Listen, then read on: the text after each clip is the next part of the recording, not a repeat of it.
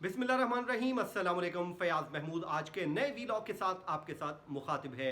आज दिन था मंगल, लेकिन उसके बावजूद मियां नवाज शरीफ के लिए जुमा साबित हुआ, क्योंकि मियां नवाज शरीफ इस वक्त मुकम्मल तौर पर अपने केसेस की दलदल में फंस चुके हैं। क्योंकि वो इलाज करवाने गए, ना तो वो हस्पताल में दाखिल हुए, ना ही उनकी कोई सर्जरी हुई। और ये तमाम तर जो इल्ज़ामात हैं उनके ऊपर, जो बल्कि पूरा जो प्रोसेस हुआ उनके इलाज का, उस पर इस्लामाबाद हाई कोर्ट ने आज सवालात उठा दिए हैं। सवालात न सिर्फ उठाए गए, बल्कि उनके ऊपर मजीद इस्लामाबाद हाई कोर्ट आगे बढ़ी और उनके नॉन बेलेबल वारंट गिरफ्तारी भी जारी कर दिए हैं। उनको ना तो रिलीफ मिला, बल्कि उनकी दरखास्तें जो थीं, उन्होंने एक तो हाजिरी से इस्तिस्ना की दरखास्त दायर की थी, जबकि उनको सरेंडर करने से मुतालिक उन्होंने इस्लामाबाद हाई कोर्ट का फैसला वापस लेने से मुतालिक एक दरखास्त दायर की थी। इन दोनों दरखास्तों को इस्लामाबाद हाई कोर्ट ने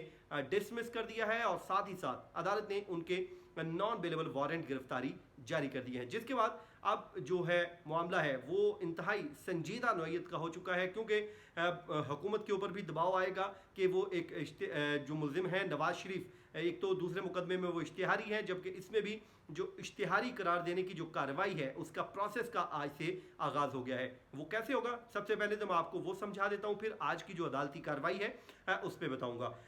सबसे पहले जी, आज नॉन बेलेबल वारंट गिरफ्तारी जारी हुए हैं, तो ये 22 सितंबर तक के लिए अदालत ने मौका दे दिया है मियां नवाज शरीफ को, या तो वो खुद सरेंडर कर दें या फिर उनको गिरफ्तार करके अब अदालत के रूबरू पेश कर दिया जाए। अब देखते हैं हुकूमत इस सिलसिले में या नैब जो इस मुकदमे में फरीक है वो क्या करती है, उनकी गिरफ्तारी के लिए क्या इकदाम उठाती है। 22 सितंबर की जब डेट आएगी तो उसमें नैब आकर अपनी जितने भी उनकी कोशिशें होंगी मियां नवाज शरीफ को अरेस्ट करने से मुतालिक, उससे मुतालिक इस्लामाबाद हाई कोर्ट को आगाह करेगी कि आया कि मियां नवाज शरीफ को गिरफ्तार करने के लिए क्या कोशिशें अमल में लाई गई, क्या बरतानवी हुकूमत से रब्ता किया गया, जो भी इकदाम उठाए जाएंगे उससे मुतालिक इस्लामाबाद हाई कोर्ट को आगाह कर दिया जाएगा। जिसके बाद इस्लामाबाद हाई कोर्ट में एक नैब की जानिब से प्रोसेस स्टार्ट करने की दरख्वास्त दी जा सकती है या इस्तदा की जा सकती है, जिसमें मौक़िफ़ लिया जाएगा कि मियां नवाज शरीफ को गिरफ्तार करने की कोशिश की गई, लेकिन उसके बावजूद क्योंकि वो वहाँ पर रूपोश हो चुके हैं और वो इस पूरे जो अदालती कार्रवाई को जानबूझकर वो नज़रअंदाज कर रहे हैं और इस्लामाबाद हाई कोर्ट के सामने उन्होंने सरेंडर करने से इनकारी है, तो जिसके बाद अदालत उनको उनका इश्तिहार जारी करने का जो प्रोसेस है, ज़ाब्ता फौजदारी की दफ़ा 87 के तहत यह कार्रवाई होती है, जिसमें प्रोसेस ये होगा कि उनका इश्तिहार जारी करने के अहकाम जारी किए जाते हैं, जिसमें मुल्जिम को आगाह किया जाता है, उसकी रिहाइश गाह पर इश्तिहार लगाए जाते हैं, साथ ही साथ अदालत के बाहर लगाए जाते हैं और जहाँ जहाँ पर जो पब्लिक प्लेसेस होती हैं, जहाँ पे इम्कान होता है कि मुल्जिम यहाँ से देख सकता है, तो उसको आगाह किया जाता है कि फ़लाँ डेट तक आप अदालत के रूबरू सरेंडर कर दें, क्योंकि आपके खिलाफ ये मुकदमा ज़ेर समाअत है, और अगर आप नहीं करते तो इसके जो कानूनी तौर पे हम आपको इश्तिहारी डिक्लेयर कर देंगे। जो प्रोसेस तोशा खाना रेफरेंस में हुआ वो आपको मालूम है। जिसके बाद अदालत मुल्जिम को इश्तिहारी डिक्लेयर करती है। उसके बाद जो अगला मरहला आता है वो ज़ाब्ता फौजदारी की दफ़ा 88 की कार्रवाई होती है, जिसमें मुल्जिम की जायदादें जब्त करने की कार्रवाई होती है। तो आज अदालत ने जो प्रोसेस है वो स्टार्ट कर दिया है, नॉन बेलेबल वारंट गिरफ्तारी जारी कर दिए हैं, जिसके बाद अब मियां नवाज शरीफ के पास ऑप्शन यही रह जाता है कि वो खुद सरेंडर कर दें और जिसके बाद वो अपने इन केसेस का सामना करें। आज एक लंबी और तवील हेयरिंग थी, जो कई घंटों पर मुश्तमिल हेयरिंग हुई, जिसमें ज़्यादातर जो हिस्सा है वो ख्वाजा हारिस ने ही आर्गूमेंट्स दिए। नैब ने उनकी मुखालफत ज़ाहिर बात है की और मियां नवाज शरीफ के जो वकील ख्वाजा हारिस थे आज वो अदालत में पेश हुए और उन्होंने जो अपने आर्गूमेंट का आगाज़ किया, उन्होंने मुख्तलिफ अदालती फैसलों का हवाला दिया। उस वक्त जो कमरा अदालत की सिचुएशन थी वो भरा हुआ था, लीगी रहनुमा वहाँ पर मौजूद थे, वकला की एक बड़ी तादाद मौजूद थी, मीडिया मौजूद था और ये तमाम तर लोग विटनेस कर रहे थे। हर बार की तरह आज भी हमें मुश्किल का सामना करना पड़ा। जब एंटर होने लगे तो हमें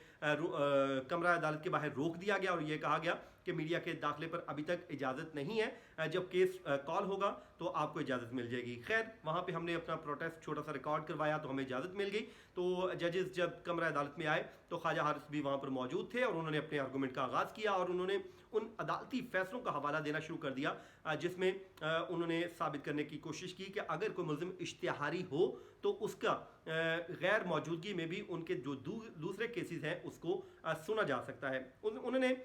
साबिक सदर परवेज़ मुशर्रफ का फैसले का हवाला भी दिया। उन्होंने उसमें उनको कोर्ट किया, उन्होंने कहा कि वो इश्तिहारी थे लेकिन सुप्रीम कोर्ट ऑफ पाकिस्तान ने उनको सुना, और जिसके बाद अदालत ने जो आर्गूमेंट चलते रहे तो आखिर में जब मामला आया तो उनकी जस्टिस मोहसिन अख्तर कैनी साहब ने सवाल पूछा। उन्होंने कहा कि हमारे सामने कोई दूसरा बात नहीं है, ना हम ये कह रहे हैं कि ECL से नाम क्यों निकला, ना हम ये कह रहे हैं कि लाहौर हाई कोर्ट ने क्या फैसला किया। हम ये कह रहे हैं जो फैक्ट है कि जो बेल हमने दी अल अजीजिया रेफरेंस में वो इस वक्त ख़त्म हो चुकी है, उसकी कानूनी हैसियत ख़त्म हो चुकी है। आप हमें कैसे रोक सकते हैं कि हम इस पर कोई ऑर्डर ना पास करें। तो ख्वाजा हारिस ने कहा कि मैं भी आपके सामने यही इल्तजा कर रहा हूँ कि उन्होंने कहा कि मैं मान रहा हूँ कि जो ज़मानत है वो ख़त्म हो चुकी है, लेकिन आप हमें सुन सकते हैं, हमारी जो अपीलें हैं आप उस पर फैसला मेरिट पर कर सकते हैं। तो जिस पर जस्टिस मोहसिन अख्तर कियानी ने सवाल पूछा, उन्होंने कहा कि आप ये बताएं पिछले 8-9 माह से मियां नवाज शरीफ लंदन में मौजूद हैं, उस दौरान क्या वो किसी हॉस्पिटल में गए, क्या उन्होंने कोई सर्जरी करवाई, इवन कि उन्होंने कहा जो सर्जरी के लिए डॉक्टर रिकमेंड कर रहे हैं वो खुद सर्जन नहीं है। ये आज उन्होंने अदालत में जस्टिस मोहसिन अख्तर कियानी ने अपने रिमार्क्स में कहा। उसके बाद उन्होंने एक बड़ा दिलचस्प रिमार्क्स भी दिया। उन्होंने कहा कि जब उम्र बढ़ जाती है तो दिल का इलाज हो सकता है लेकिन दिल दोबारा जवान नहीं हो सकता, जिस पर कहका भी लगा। और उन्होंने कहा कि वक्त के साथ साथ चीज़ें ख़राब ही होती हैं, बेहतर नहीं होती, तो बेहतर तो यही है कि उनका इलाज हो। और साथ में उन्होंने कहा अगर वो हॉस्पिटल में नहीं है तो वो यकीनन पाकिस्तान में भी आ सकते हैं। आपने एक जिस पर ख्वाजा हारिस का कहना था कि उनके कंसल्टेंट ने उनको रिकमेंड किया है कि वो सफ़र ना करें बल्कि कोरोना की वजह से उनका इलाज नहीं हो रहा, जिस पर जस्टिस मोहसिन अख्तर कियानी ने कहा कि कंसल्टेंट कोई अस्पताल अथॉरिटी नहीं है बल्कि वो इनके कंसल्टेंट है, डॉक्टर हैं। वो कैसे कह सकते हैं, या तो आप किसी हॉस्पिटल का हमें दिखाएं जिसमें लिखा हो कि कोरोना है यहाँ पे फैला हुआ है, जिस वजह से हम उनका इलाज नहीं कर पा रहे। तो ये वो सवालात थे जिस पे आज मैंने पहली बार ख्वाजा हारिस को बड़ा मुश्किल में देखा। उनको मुझे यूँ लग रहा था कि उन्हें भी मालूम है कि वो इम्पॉसिबल चीज़ को डिफेंड कर रहे हैं, वो सवालात के जवाब दे रहे हैं जो उन्हें भी मालूम है कि इसमें पोजीशन यही है जो बाद में फ़ैसला हुआ। लेकिन उसके साथ साथ उन्होंने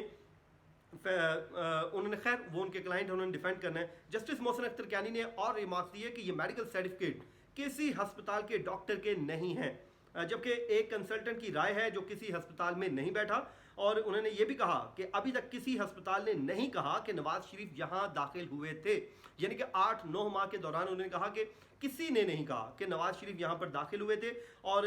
ये भी नहीं लिखा कि किसी अस्पताल की जानिब से नहीं लिखा गया कि उनकी सर्जरी कोरोना की वजह से रुकी है, और वो अस्पताल में भी नहीं है तो बाहर क्यों है, पाकिस्तान क्यों नहीं आ जाते, ये जस्टिस मोहसिन अख्तर कियानी ने कहा।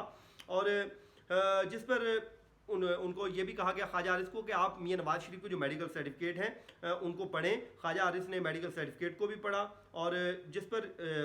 उन्होंने ये कहा, जस्टिस मोहसिन अख्तर कियानी ने कहा कि इस वक्त जो मेडिकल रिपोर्ट्स हैं उस पर वफाकी हुकूमत खुद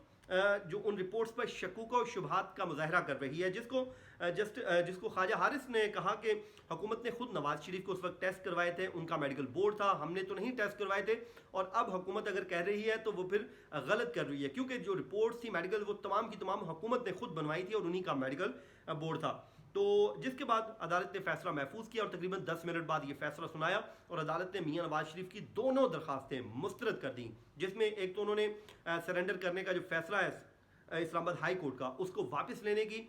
उस पर नज़रसानी की इस्तदा की थी, जबकि अल अजीजिया में उनको एग्जाम्प्ट करने की, उनकी पर्सनल अपीयरेंस को एग्जाम्प्ट करने की इस्तदा की थी। दोनों की दोनों मुस्तरद कर दी, और अदालत ने यह कहा कि नवाज शरीफ क्योंकि इश्तिहारी मुल्जिम है